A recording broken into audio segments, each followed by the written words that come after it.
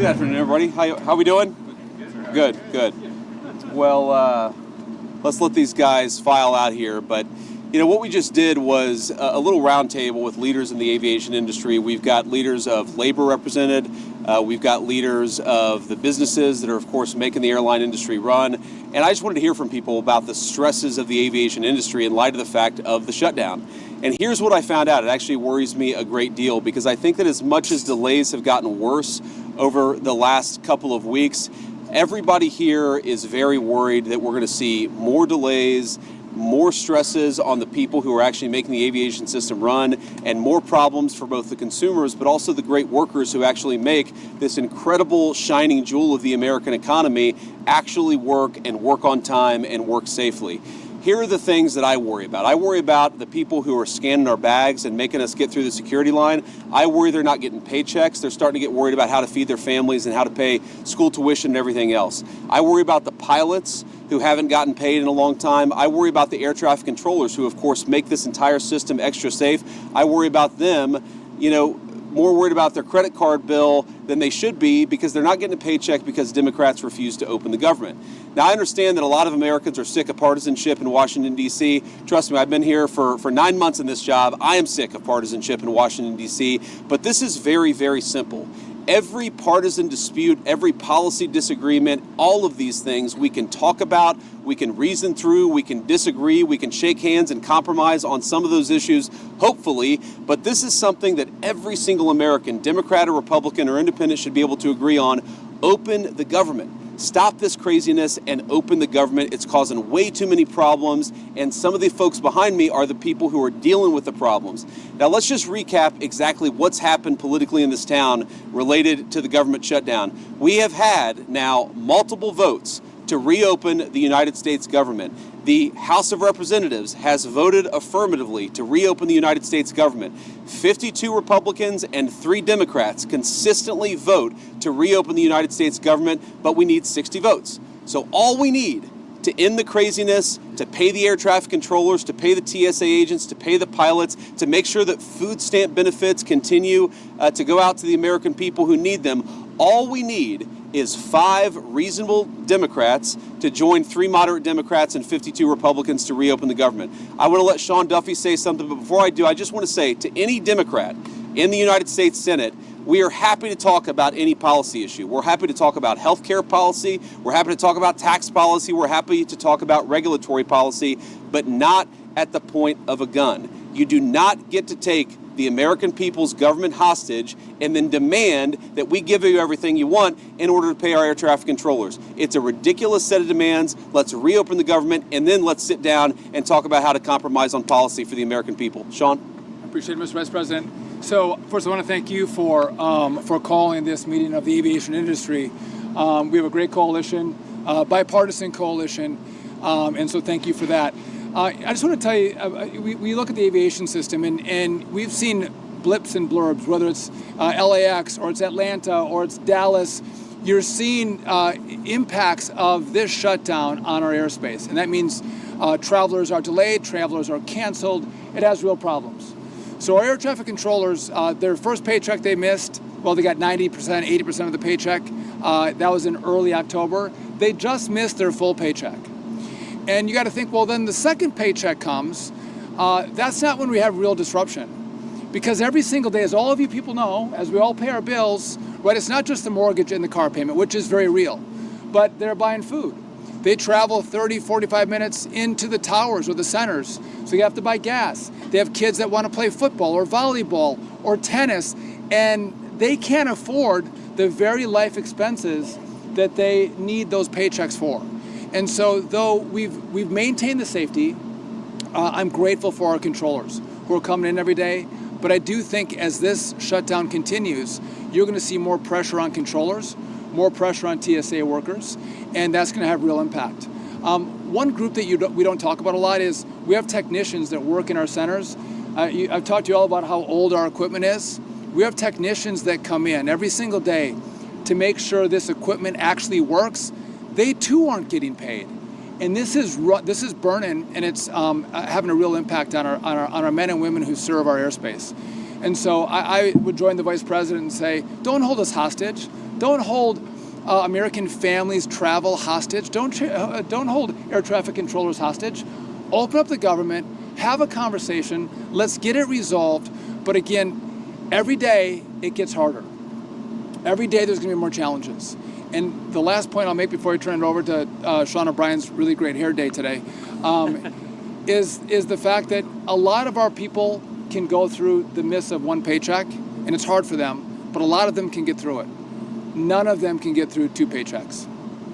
And so, again, if Democrats don't get their act together very quickly, you're going to see huge problems. And again, I would come to them with a clean heart and say, open up the government, and then let's have a conversation. I'll give it to the Teamster, Sean O'Brien. Thank you very much, Secretary Duffy. Thank you, Vice President Vance. Look, the bottom line, and we took a position, I represent 1.3 million working men and women in this country for the International Brotherhood of Teamsters. We took a position 3 weeks ago. Pass a clean CR, get to the table, negotiate a deal. Do not put working people in the middle of a problem they should not be in there. And we got to think about the families that are going to be affected. Think about when you have to tell your son or daughter they can't play sports because you're not getting paid. Think about when you can't pay your mortgage. Think about when you can't pay your tuition. Put the politics aside, get to the table, negotiate a deal, pass a clean CR right now, and then figure out the problems moving forward. And I want to thank the air traffic controllers. I want to thank the aviation administration for all their hard work and sacrifice they make. And look, security and safety of the airlines is paramount. Let's not compromise the safety and security. Pass a clean CR. Thank you. Thank you, Sean. Great. Anybody else? Come on. Yeah. Thank you, Mr. Vice President. Thank you, Secretary Duffy. Thank you all for being here with us today. And I want to start by really thanking the professionals, the air traffic controllers, the folks at the TSA, also the FAA, the people in management. They're working hard. They are keeping the skies safe. They've minimized delays. Fewer than 2% of flights have been delayed so far because of air traffic control shortages. So they've done a great job. But it's putting stress on people. It's not fair to those people.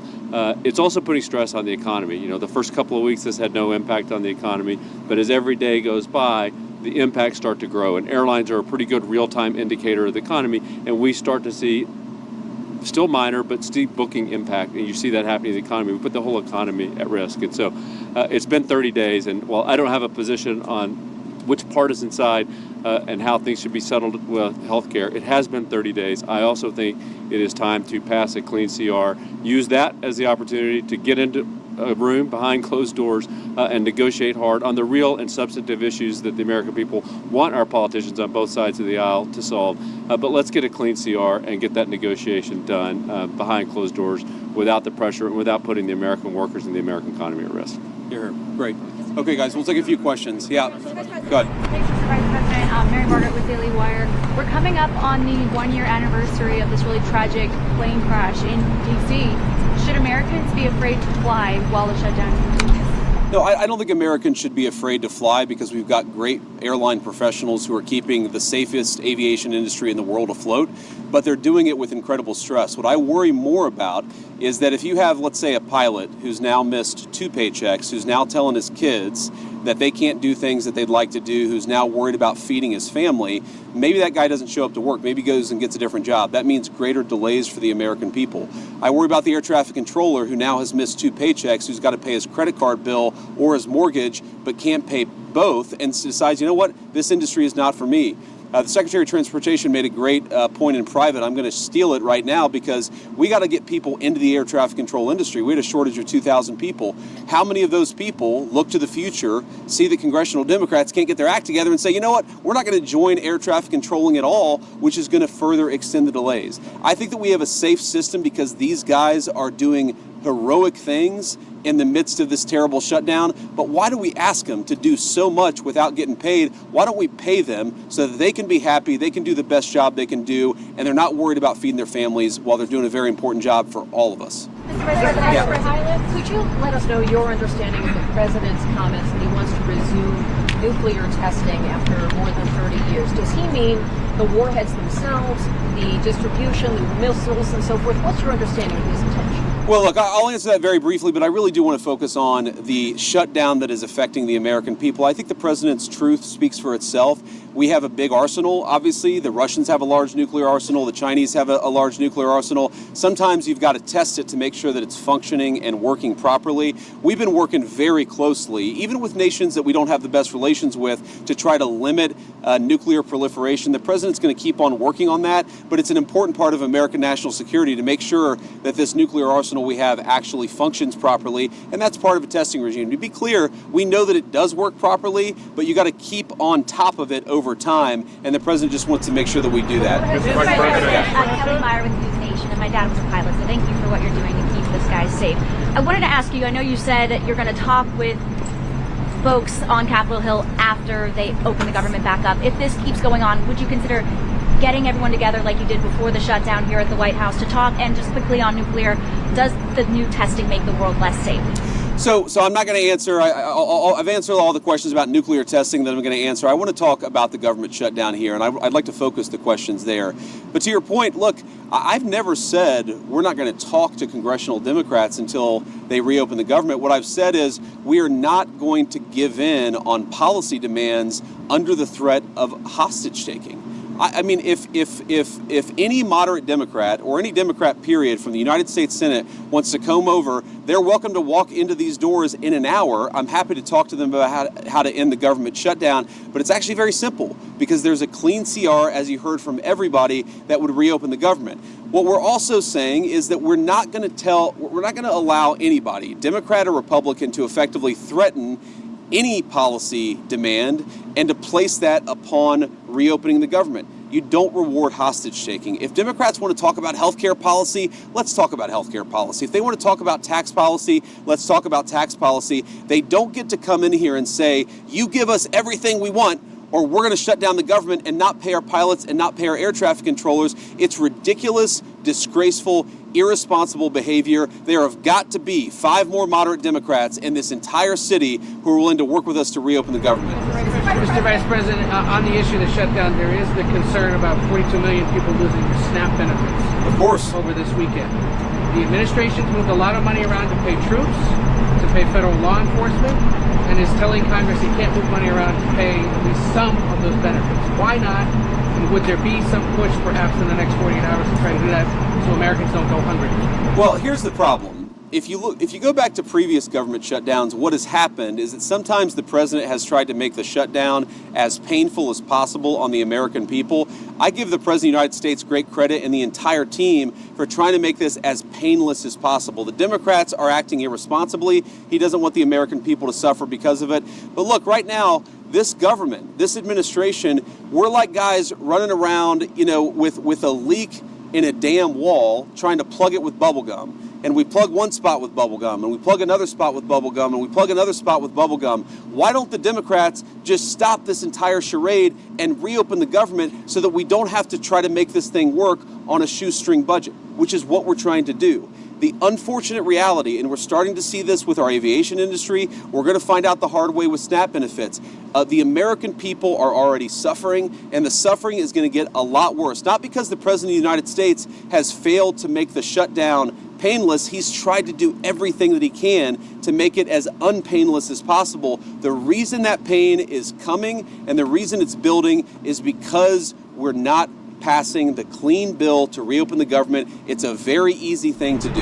So you're not... Thank you, Mr. Vice President. I'm Monica Page with Frontlines Turning Point USA. On the government shutdown, of course, we're approaching Thanksgiving, we're approaching the holidays. What could travel look like, if the Democrats don't open the government in time? So I'm going to let our great Secretary of Transportation answer this question. Look, it could be a disaster. It really could be. Because at that point, you're talking about people have missed 3 paychecks. They've missed 4 paychecks. How many of them are not going to show up for work? You take the TSA lines that are already too long, even right now, and say half of those people don't show up for work, not because they're not hard workers or good people, but because they've got to find a different job to feed their families. What happens when the security lines are not an hour long, but they're 4 hours long? What happens when pilots start not showing up for work because they're so focused on paying the bills, they can't fly the plane safely? That's going to lead to massive delays. We want people to be able to get home for Thanksgiving. We want people to be able to travel for business, to make this entire engine of commerce work. We want the aviation industry to work. It's not going to work unless the Democrats reopen the government. These guys are doing heroic things to make it work as well as it possibly can, but every single person that I talk to a word, they are worried that the delays are going to reach a point where it makes it very, very hard for the American people to fly. Sean? So listen, to answer your question, our traffic will be snarled, right? It'll be a disaster in aviation. And just I'm going to steal, you stole my point, I'll steal one from Scott Kirby from United. October is a slower air travel month, and we have great weather in October. And so you've seen minimal disruption because of good weather and slower travel. But as we go into November, travel picks up as people start to look at going to see their families. Kids come home from college. And if you don't have air traffic controllers who are being paid, they may want to stay on the job, but they cannot. They're going to have to go take a second job, and you're going to have mass issues throughout the airspace. People will not be able to go from one place to the other because of the government shutdown. And I hope Democrats don't take it to that point. Great. Alex Brashear from ABC News. I'm curious, as we move into this holiday travel season, is the administration working on a plan to keep airports running smoothly? The other thing that I wanted to ask you is we got 20 million Americans who are set to see their health care premiums skyrocket with those ACA tax credits expiring. Curious your response there. Is the administration working on a plan to expand them? Why don't you take the question about what we're trying to do to try to limit the effects of the shutdown on aviation? I think Sean is a great person to address that, and then I'll address the health insurance premium question. Yeah, so we're working closely with NATCA, our air traffic controllers union, our technicians who work to keep the equipment safe and operational. I know Christy's working with TSA, so we are doing all we can to partner with and talk to our government employees who make this system run smoothly. But we can only ask so much. And I, as a guy who had a lot of kids and didn't make a lot of money early in my life, I know the pressure that these families are under. And by the way, think when these families go home, the fights that are had over the fact that you don't have money for basketball this season. The family strife that happens because they don't have money coming in the door is very, very real. So we are doing all we can to work with our partners to keep things running smoothly. But in the end, we can only go so far. And if I could just, before I turn it over, I love that you guys are asking us questions about what we can do to make this less painful. There's an easy, painless solution. Pass a clean CR. And by the way, I think you all, I was part of some shutdowns myself in Congress, and the tone of the press corps is very, very different in this one. You were rabid against Republicans who voted not to open the government up. And it seems like everyone is so docile. And so, what is the president going to do to alleviate the pain? I'm out of the mall. Anyone can go see the World War II Museum. They can all go see the Vietnam Memorial. Again, we didn't close those down. This administration is doing everything they can to alleviate the pain on the American people. Go back to Barack Obama. He did everything he could to shut down parks and memorials across this city. And so, again, it's an easy answer. Go ask the Democrats that question. Say, what are you going to do to make sure that people get SNAP benefits this Saturday? Or they have health care assistance for their Obamacare? What are you going to do? Because we're doing everything we can on our end, but there's not much more we can do because the rules of the road by which we have to play. And so, again, I'm grateful for this team because they care about the American people. I just wonder, do the Democrats care the way we do? And if they do, open it up, sit down, and negotiate. Hear, hear. That's a great point. I want to answer the question about health insurance premiums because, look, we don't want the American people's health insurance premiums to go up. We're very worried about this. The president's been talking about this since before we even took office, that we're inheriting a healthcare system that has suffered some real problems under the Biden administration. Because of that, you're seeing health insurance premiums skyrocket. Now, here is our very simple proposal to the Democrats. Let's sit down and come to a compromise and work it out. And you know what the Democrats' response to that is?